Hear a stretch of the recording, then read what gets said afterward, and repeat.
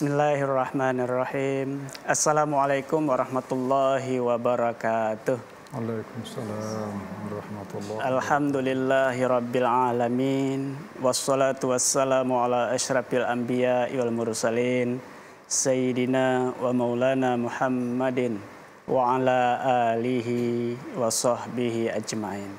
Pemirsa, kaum muslimin dan muslimat yang dirahmati Allah, bersyukur kita kepada Allah karena pada hari yang penuh barakah ini lagi-lagi kita dipertemukan oleh Allah dalam acara Tuntunan Islami TVRI Kalimantan Barat. Apa kabarnya Anda semua? Mudah-mudahan dalam keadaan sehat walafiat, dalam keadaan iman dan Islam. Amin ya rabbal alamin. Pemirsa dirahmati Allah, setiap zaman pasti beda tantangannya. Hidup kita saat ini tentu punya tantangan. Lebih-lebih masa-masa yang akan datang, tentu tantangannya berbeda ketika saat ini.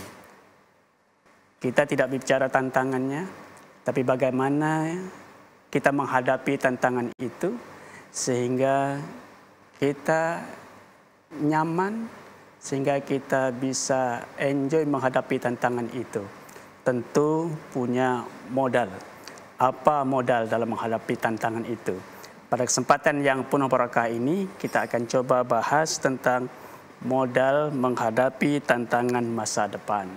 Bersama seorang narasumber, alhamdulillah sudah hadir di studio kami. Beliau adalah Ustadz Profesor Dr. Haji Wajidi Sayadi MAG. Assalamualaikum Ustadz. Waalaikumsalam warahmatullahi wabarakatuh. Apa kabar Ustadz? Alhamdulillah. Sehat Ustadz ya? Alhamdulillah.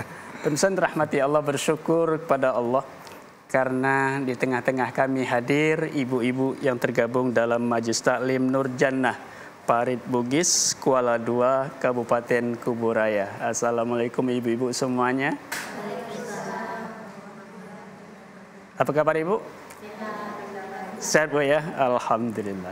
Pemirsa rahmati Allah, sebelum kita memulai kajian kita mengenai tantangan menghadapi masa depan, terlebih dahulu kita dengarkan lantunan sholawat yang disampaikan oleh ibu-ibu Majelis Taklim Nur Jannah Parit Bugis, Kuala Dua, Kabupaten Kuburaya. Silakan ibu. Nabi Muhammad. Salatullah salamullah ala toha Rasulillah salatullah salamullah ala Yasin Habibillah tawas sal Nabi Bismillah wabil hadi Rasulillah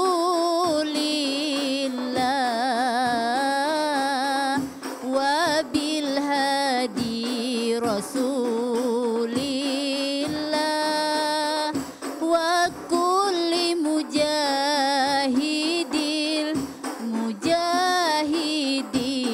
lillah bi ahlil badri ya Allah.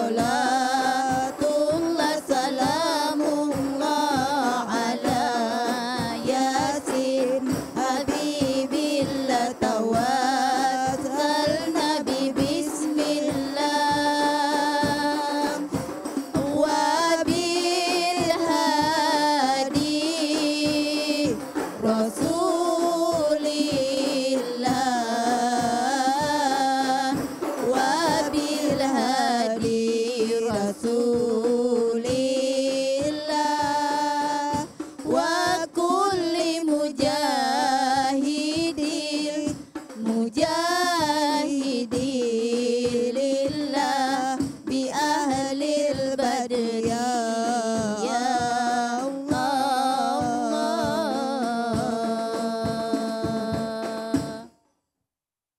Ibu, pemirsa kaum muslimin dan muslimat yang dirahmati Allah, demikian lantunan salawat yang disampaikan oleh ibu-ibu Majelis Taklim Nur Jannah Parit Bugis Kuala Dua Kabupaten Kuburaya.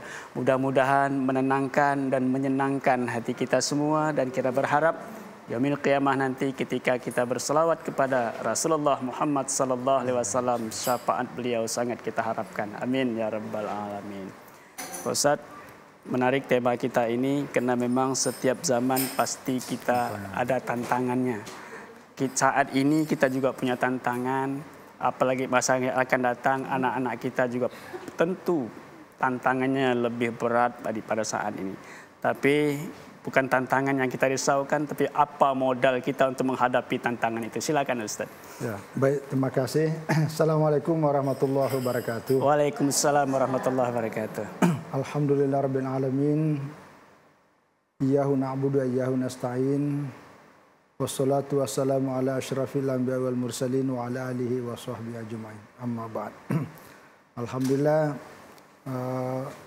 pada siang hari ini kita ada satu tema pembahasan yang diberikan amanah kepada kita tentang modal menghadapi tantangan masa depan.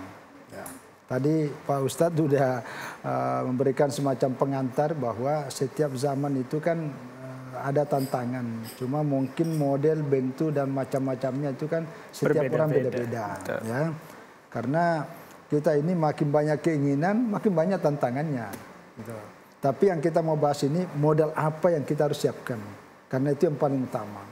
Makin banyak, makin kuat modal kita, insya Allah menyikapi tantangan itu juga tidak terlalu berat. Ringan. Tapi kalau kita tidak punya modal sama sekali, nah itu bisa kita putus asa dan segala macamnya.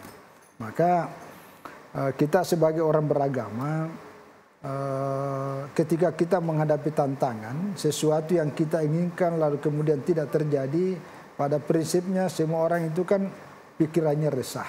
Tapi yang paling utama ini jiwa kita ini yang harus dijaga baik-baik. Karena kalau jiwa ini menjadi risau, gelisah, tidak tenang, itu akan bisa berpengaruh kemana-mana.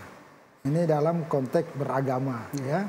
Maka bagaimana modal kita menghadapi tantangan, sekecil apapun, apalagi besar, apalagi nanti ke depan ini, semakin maju dunia ini, semakin banyak tantangannya. Yang pertama, modal kita itu agama. Jadi setiap tindakan kita di dalam menghadapi banyak tantangan itu kembalinya kepada agama kita. Jadi jangan sampai menghadapi tantangan lupa kepada agama. Akhirnya kita menggunakan cara-cara yang lain. Nah, itu. Nah, ketika lupa jauh dari agama, itu makin besar tantangannya itu. Karena tidak akan pernah selesai itu masalah. Tidak akan pernah selesai. Ya. Jadi kita kembalikan kepada agama kita. Nah, di dalam agama ini yang diatur pertama itu adalah masalah akidah, masalah keyakinan. Coba kalau ada masalah yang kita hadapi ya, lalu kemudian kita merasa bahwa ada Allah, ada keyakinan kita bahwa sesuatu itu tidak akan mungkin terjadi kecuali atas izin Allah. Itu kan tenang rasanya tuh. Apalagi dalam salah satu rukun iman, ya, ada namanya beriman kepada takdir. Baik itu takdir yang sifatnya kejadian yang menimpa diri kita yang baik, ataupun kejadian yang menimpa diri kita adalah sesuatu yang tidak baik, kita harus tetap meyakini bahwa itu adalah hakikatnya bersumber dari Allah. Tapi wa ma asabaka min hasanatin faminallahi. Kalau ada sesuatu yang baik, ya, yang terjadi, itu kita yakini bahwa faminallah itu adalah bersumber dari Allah. Tapi wa ma asabaka min sayyi'atin, kalau ada sesuatu yang yang buruk, jahat itu yang tidak baik, famin nafsika. Maksudnya famin nafsika itu disebabkan atas ulahmu sendiri, tetapi keyakinan itu tetap semuanya dari Allah. Nah, kalau ada keyakinan seperti ini kan kita tenang tuh. Jadi kita kan ada orang kalau tidak punya agama itu selalu kenapa bisa terjadi ya? Kenapa bisa? Apa yang terjadi? Orang lain disalahkan. Dia lupa ngoreksi dirinya. Nah, itu yang dimaksud itu. Ya. Jadi agama itu menjadi patokan kita ketika ditimpa sebuah masalah, maka kembalinya kepada agama. Kembalinya ke hati kita ini, ya. Meyakini itu, oh, ada orang kena musibah lalu ada sesuatu yang hilang, apalagi kalau misalnya kena kematiannya misalnya. Nah, itu kalau kita tidak kembalikan kepada agama, itu tidak akan pernah ada ujung-ujungnya itu. Jadi kesedihan kita akan tidak pernah berkesudahan. Yang kedua, di dalam beragama itu kan diatur juga masalah ibadah. Nah, ibadah itu bagian dari cara kita. Ya, ketika ada kita ditimpa musibah, jangan sampai musibah itu lalu kemudian kita berhenti beribadah, berhenti sholat. Apa sih gunanya soal itu, jadi masalah pula itu. Tapi karena dalam Al-Quran itu kan ada ayat itu, istainu bis-sabri was-shalah itu kan. Jadi minta tolong kepada Allah karena hanya Allah yang bisa menyelesaikan masalahmu. Tapi bagaimana caranya? Salah satu bis-sabr was-shalah. Kita harus sabar. Nah, sabar itu menahan gejolak hati kita ini. Nah, gejolak hati kita inilah dari itu beragama itu. Begitu juga dengan sholat. Jadi sholat ini mewakili istilah ibadah. Jadi bukan hanya sholat yang kita pakai untuk meminta tolong, tapi semua ibadah yang Allah perintahkan kepada kita, kita lakukan, itu bagian dari cara meminta bantuan kepada Allah. Itulah bagian dari cara kita untuk menyikapi kalau ada masalah yang kita hadapi. Jadi modalnya kepada agama. Itu agama adalah itu. akidah. Nah, itu akidah. Karena itu akidah, ibadah itu bagian dari agama itu. Ibadah tidak hanya sholat, Pak Ustaz, ya, dekat kepada Allah Subhanahu wa taala, tapi apapun yang kita lakukan ketika kita dekat kepada Allah, sangat mudah bagi kita untuk minta pertolongan, dan Allah pun akan mudah memberikan pertolongan kepada kita. Kita break sejenak, Pak Ustaz. Ibu-ibu tetap di studio. Pemirsa kaum muslimin dan muslimat yang dirahmati Allah, tetaplah bersama kami dan tuntunan Islami TVRI Kalimantan Barat setelah jeda berikut ini.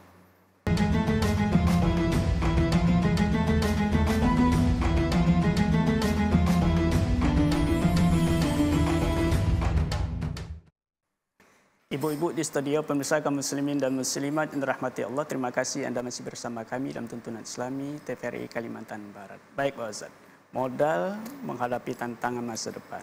Jadi kita hidup ini pasti punya tantangan, Pak Ustaz. Seperti Pak Ustaz sampaikan tadi, modalnya pertama adalah akidah, kedua adalah beribadah dengan baik.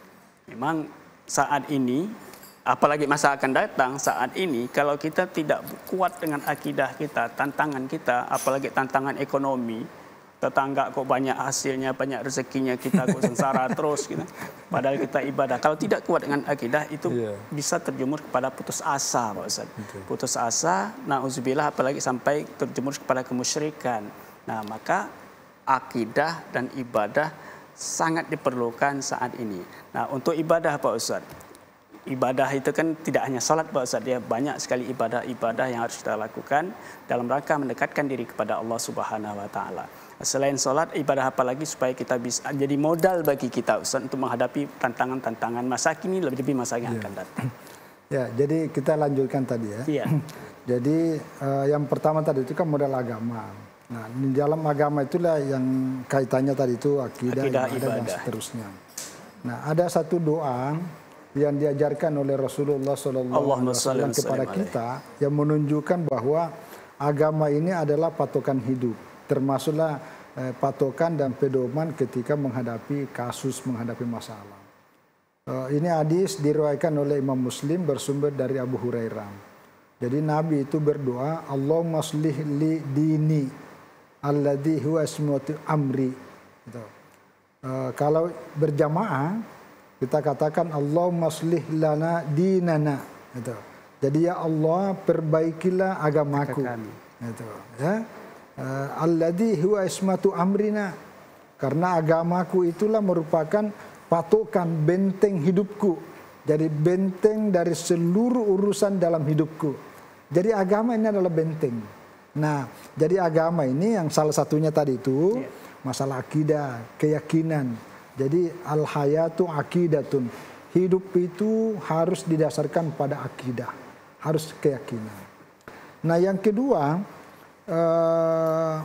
kalau kita menghadapi tantangan sekecil apalagi sebesar apapun, patokannya kita harus yakin bahwa tidak ada yang bisa menolong ya untuk menghadapi dan menyelesaikan masalahku ini kecuali Allah.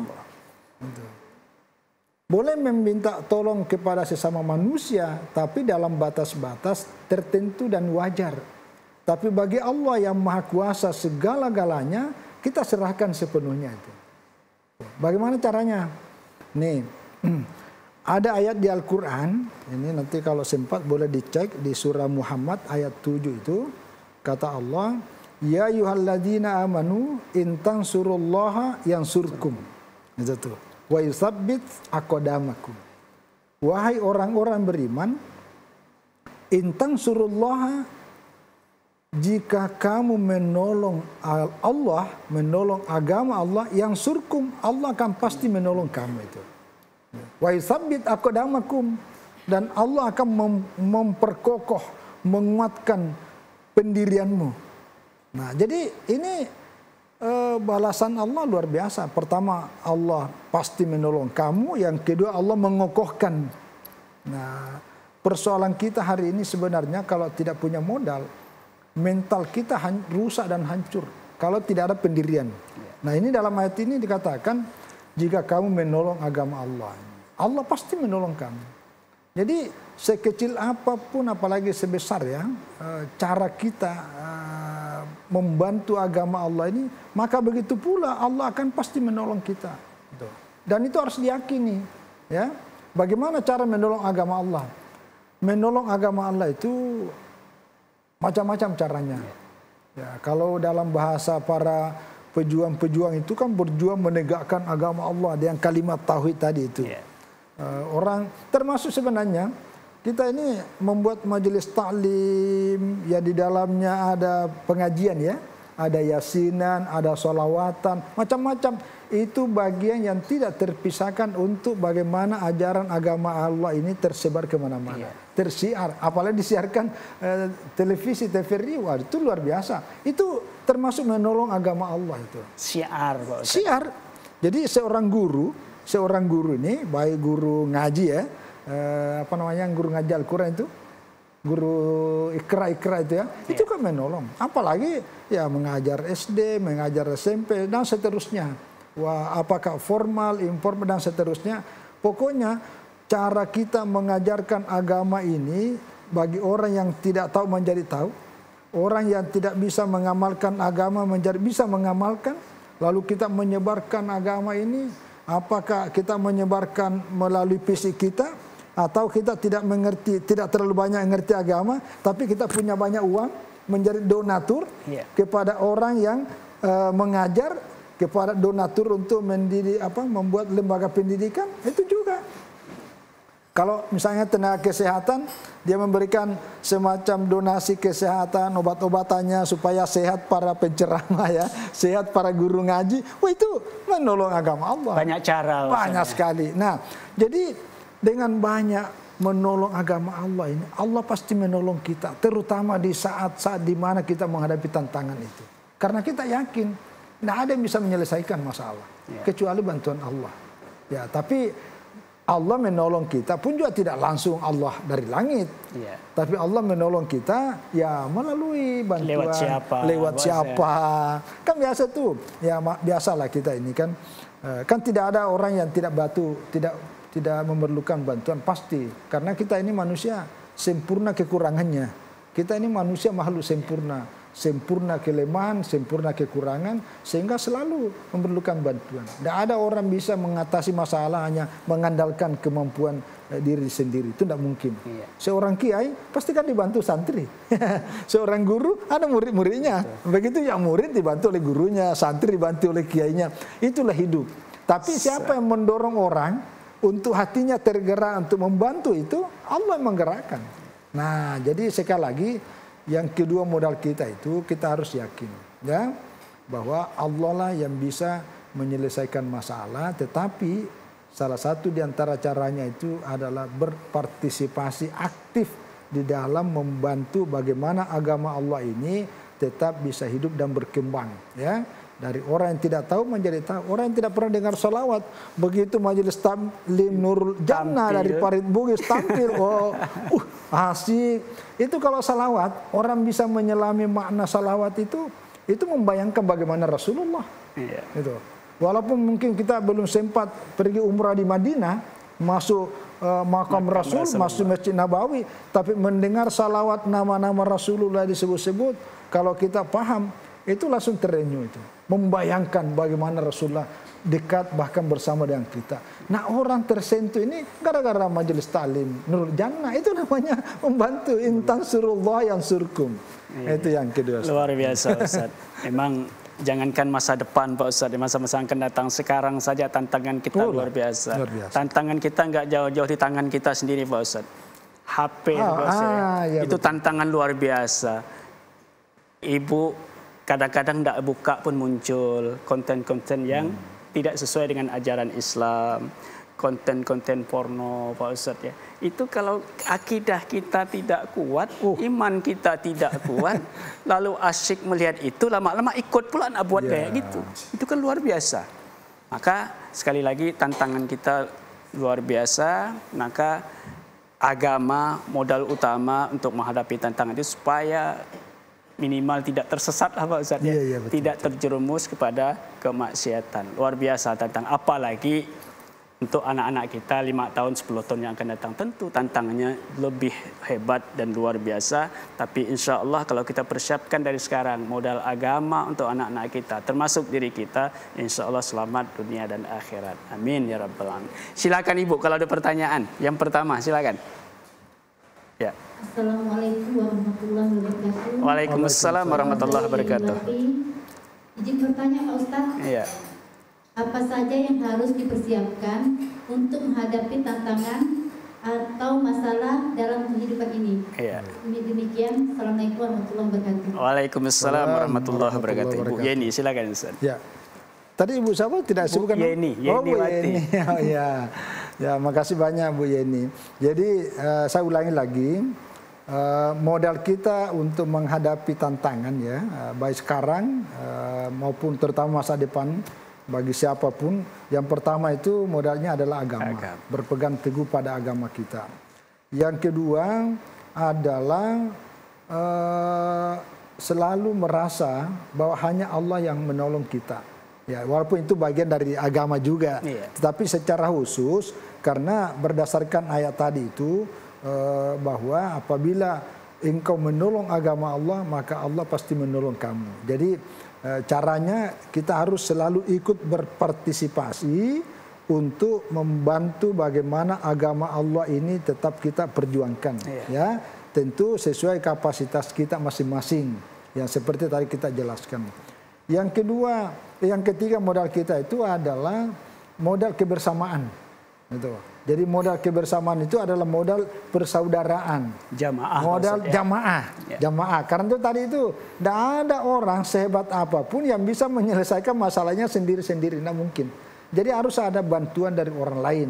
Yaitu sesama kita manusia. Tapi kebersamaan dan persaudaraan ini juga tidak hanya sekedar merasa bersaudara, tapi tidak mau membantu orang, tidak mau membantu saudaranya, tidak mau berbagi kepada orang yang punya kelebihan.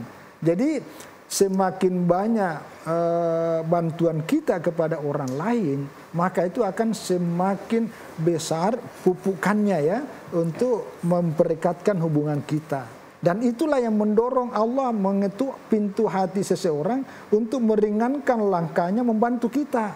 Itu. Kita kan kadang-kadang dalam kondisi tertentu, kita di jalanan sendirian, ban motor kita pecah. Kan tidak ada orang. Siapa lagi bantu? Tiba-tiba ada orang lewat. Dan dia berhenti tanpa dihentikan. Kan ada juga orang lain cuek aja. Ya mungkin karena kita pernah cuekin orang lain yang mencuekin kita. Tapi kalau kita biasa bantu orang lain kan pasti digerakkan hatinya oleh Allah untuk membantu kita. Itu kita harus yakin itu. Nah itu modalnya itu. Jadi modal kebersamaan. Jangan pernah mengabaikan namanya persaudaraan. Apalagi persaudaraan nasab. Kedua orang tua itu sumber keberkahan dalam hidup dunia akhirat.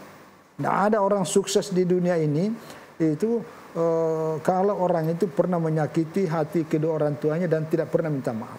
Maka itu yang paling utama itu hubungan persaudaraan nasab dulu, baru tetangga dan seterusnya.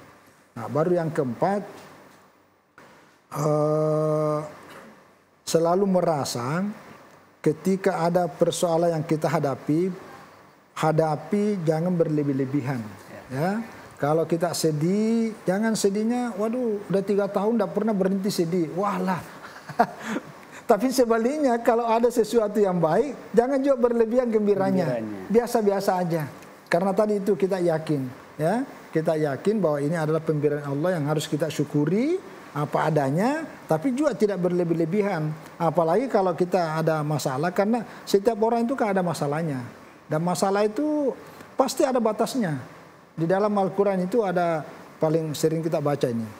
Inna ma'al usri yusran. Itu. Inna ma'al usri yusran. Jadi itu 2 kali. Tapi ada menariknya kalau dalam kajian tafsir Al-Quran bilang begini. Kata usri itu ada alnya. Jadi ketika Allah menyebutkan kesusahan, kesulitan, itu menggunakan alif lam. Inna ma'al usri. Tapi ketika menyebutkan kemudahan itu menjadi yusran. Jadi ada namanya ma'rifah, ada namanya nakira. Yusran itu artinya sesuatu yang menunjukkan sesuatu yang sangat banyak. Jadi kemudahan itu sangat banyak. Sementara kesusahan itu ada batasnya.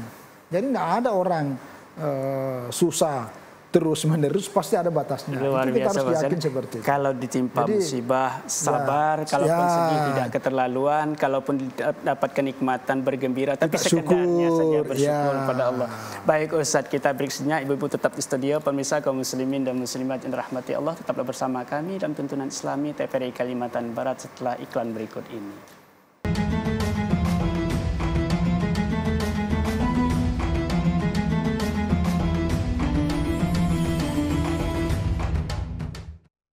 Ibu-ibu di studio, pemirsa kaum muslimin dan muslimat yang dirahmati Allah, terima kasih Anda masih bersama kami dalam tuntunan Islami TVRI Kalimantan Barat. Baik Ustaz, tadi sudah terjawab dari pertanyaan Bu Yeni. Silakan Ibu, kalau ada pertanyaan yang kedua, siapa yang bertanya? Silakan Ibu. Ya, mohon berdiri Ibu ya. Mohon berdiri Ibu. Assalamualaikum, nama saya Ibu Renawati. Waalaikumsalam warahmatullahi wabarakatuh. Kita tanya Ustaz. Ya. Bagaimana menjadikan agama sebagai pedoman hidup? Terima kasih. Wassalamualaikum warahmatullahi wabarakatuh. Waalaikumsalam warahmatullahi wabarakatuh. Bagaimana menjalankan pedoman agama sebagai pedoman hidup? Ajaran agama sebagai pedoman hidup. Iya, betul. Ya, jadi terima kasih banyak Bu. Jadi kembali lagi bahwa modal utama kita di dalam menghadapi berbagai persoalan dalam kehidupan kita ini adalah ya berpedoman kepada agama kita. Nah, bagaimana caranya? Sekali lagi, agama ini mengatur secara garis besarnya dalam 3 hal. Yang pertama itu adalah tadi itu masalah akidah, keyakinan. Maka rukun iman inilah yang tidak boleh rusak. Ya, maka itu salah satu caranya itu adalah selalu memperbanyak kalimat tauhid, kalimat tahlil la ilaha illallah. Ya. Usahakan sebelum tidur itu membaca dulu 2 kalimat syahadat baru tidur. Jadi syahadat itu selalu diperbarui. Begitu bangun tidur, itu bersyahadat lagi. Jadi perbanyak itu. Jadi karena ya namanya tidur ini kan saudara kembarnya dengan mati. Ya, tidak ada jaminan orang yang tidur itu kan bangun kembali. Maka syahadat itu salah satu modalnya, karena itulah puncak keagamaan seseorang ada pada kalimat tauhid. Yang kedua, agama ini kan mengatur ibadah. Yang puncak dari semua ibadah itu salah satunya adalah di dalam sholat. Tapi bukan cuma sholat tapi tidak pernah puasa. Kalau bulan Ramadan ya tidak bisa juga. Ya, jadi agama itu mengatur masalah ibadah. Maka kalau agama Islam kita jadikan pedoman hidup, maka kita juga harus menjaga ya agama kita dengan ibadah. baik salat, kalau puasa kan di bulan Ramadan saja. Nah, kalau sekarang ini kan bagi orang yang mampu dan sudah tiba gilirannya kan naik haji. Ya, ini kan bulan ini lagi siap-siap nanti ini akan berangkat. Nah itu juga bagian dari menjaga agama kita sebagai pedoman hidup itu. Jadi ibadah, baik ibadah yang sudah diatur maupun ibadah-ibadah yang sunat dan lain-lain itu. Nah yang ketiga, akhlak. Ya, kalau orang rajin ibadah tapi akhlaknya rusak, wah itu bahaya juga itu. Jadi akhlak, baik akhlak kepada orang tua, akhlak kepada guru, akhlak kepada ya termasuk kita ibu-ibu, akhlak kepada siapapun, itu tetap dijaga. Jadi makin tinggi akhlak, makin tinggi ibadah, makin kuat akidah, artinya agama kita makin kuat. Itu, ya. Saya kira itu tentang bagaimana agama kita jadikan pedoman dalam hidup. Tentu kalau dalam konteks kehidupan hari ini, ya tentu kan semua aspek, ya. Segala aspek kehidupan ini, aspek ekonomi, aspek pendidikan, aspek sosial, termasuk aspek politik. Tetapi semuanya itu terangkum dalam kategori akhlak. Karena kalau kita berekonomi kan pakai akhlak, kita berpendidikan, tapi kan cara mendidik itu dengan akhlak. Bermuamalah dengan akhlak. Muamalah dengan akhlak. Baik Ustaz, itu Ibu ya. Silakan Ibu kalau ada pertanyaan yang ketiga silakan. Iya, silakan Ibu. Waalaikumsalam warahmatullahi wabarakatuh. Nama saya Ibu Nadia dari Majelis Bencana. Iya. Tanya Ustaz, apa yang dimaksud menolong agama Allah? Iya. Terima kasih. Wassalamualaikum warahmatullahi wabarakatuh. Waalaikumsalam warahmatullahi wabarakatuh. Ya. Menolong agama Allah itu bagian modal menghadapi tantangan zaman. Silakan Ustaz. Betul.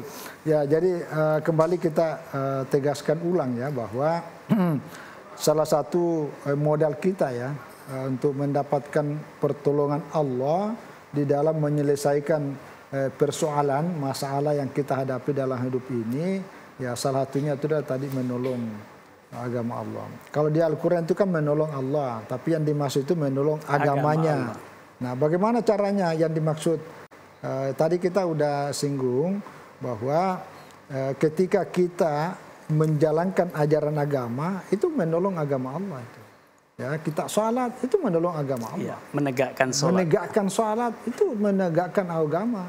Ya, kan ada hadisnya itu. Betul. Man aqama sholat, ya sholatu imaduddin. Sholat itu tiangnya agama. Paman aqama pakadu aqamaddin. Wa man tarakaha pakadu hadamaddina.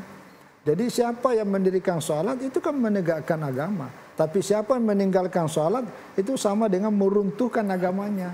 Ya, tapi sekali lagi bukan cuma sholat. Ya, nah, termasuk tadi saya menyebutkan bahwa ketika kita ikut menyebarluaskan agama ini sesuai dengan profesi kita, misalnya tadi kan majelis taklim menyanyikan nada sholawat, itu juga bagian. Apalagi orang yang pergi ceramah berdakwah untuk menyadarkan orang yang tidak ngerti agama menjadi tahu. Apalagi orang yang mengajar di pondok pesantren, para guru kita, kiai-kiai kita tidak ada kerjanya lain kecuali mengajar dan belajar. Itu ya dari pagi, siang, sore sampai malam, bahkan berpuluh-puluh tahun tidak pernah tinggalkan tempatnya di pondok pesantren hanya semata-mata untuk mengajarkan agama ini. Itu adalah menolong agama Allah. Makanya tidak ada kiai itu yang hidupnya susah. Tidak ada, karena semua masalahnya dibantu oleh Allah. Saya pribadi ya, saya sejak kecil jadi anak yatim. Tapi karena saya hidup dibesarkan di lingkungan para kiai, para ulama, jadi itu prinsipnya. Ini yang ditanamkan keyakinan kita. Jangan pernah putus asa menghadapi masalah apapun. Karena ada Allah, selama kita ikut menolong agama Allah, tidak mungkin Allah akan menyia-nyiakan kita. Itu tidak mungkin. Rezeki Allah yang ngatur. Rezeki Allah yang ngatur. Rezeki Allah yang ngatur. Luar biasa. Ya. Satu pertanyaan lagi Ibu, singkat. Ada lagi? Silakan kalau ada. Ada tidak? Cukup? Ya, cukup. Baik. Silakan Ibu. Assalamualaikum warahmatullahi wabarakatuh. Waalaikumsalam warahmatullahi wabarakatuh. Nama saya Lizawati dari Rosisbuhe Rojala. Ingin bertanya Pak Ustaz. Ya.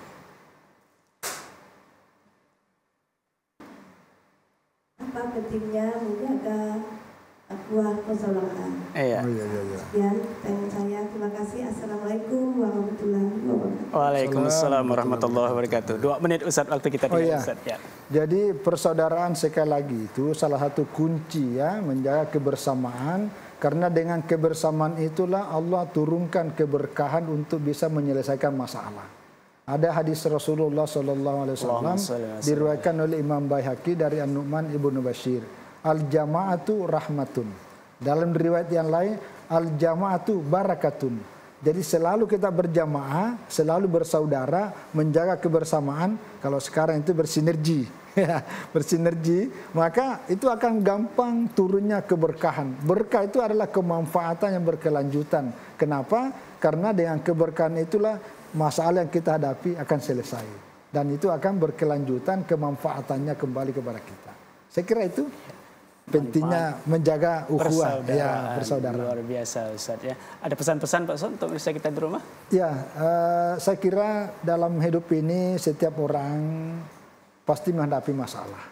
Dan setiap orang bentuk jenis masalahnya akan beda-beda.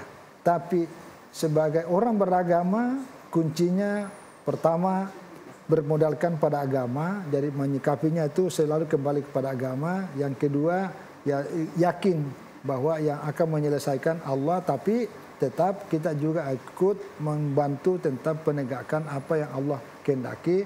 Ibadahnya jalan, terus hubungan persaudaraannya juga tetap terpelihara dengan baik. Saya kira itu. Luar biasa Ustaz. Tantangan yang harus kita hadapi, sekali lagi setiap zaman ada tantangan dan pasti berbeda Pak Ustaz ya. Tantangan kita saat ini berbeda dengan tantangan-tantangan yang akan datang. Tapi yang jelas modal utama adalah agama harus kita kuatkan dalam diri kita, termasuk dalam diri anak-anak kita. Terima kasih Ustaz. Sama-sama. Luar biasa ilmunya, luar biasa informasi yang sampaikan. Sekali lagi mudah-mudahan bermanfaat bagi kita. Ibu-ibu terima kasih atas kehadirannya.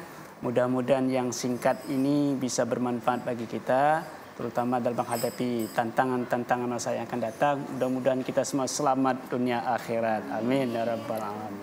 Pemirsa kaum muslimin dan muslimat yang dirahmati Allah, demikian perbincangan kita berkesempatan yang penuh barakah ini. Mudah-mudahan bermanfaat. Bila taufiq wal hidayah. Assalamualaikum warahmatullahi wabarakatuh. Waalaikumsalam warahmatullahi wabarakatuh.